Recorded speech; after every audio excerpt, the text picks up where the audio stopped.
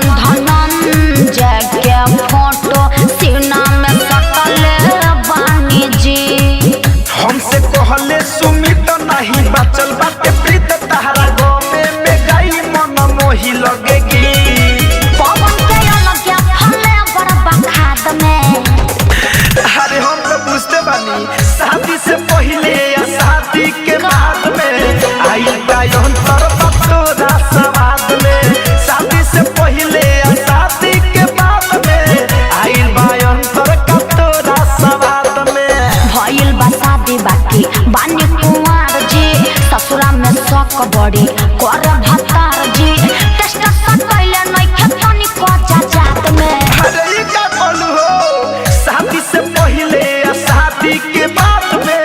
आइल का अंतर बतोरा समाज में शादी से पहले या शादी के बाद में अच्छा आइल बा अंतर बतोरा समाज में सब बता दी। आरसीएम म्यूजिक न्यू ऐप अभी डाउनलोड कीजिए हमारे गूगल प्ले स्टोर से और पाए भोजपुरी लोकगीतों का एक से बढ़कर एक ऑडियो वीडियो सॉन्ग बिल्कुल मुफ्त।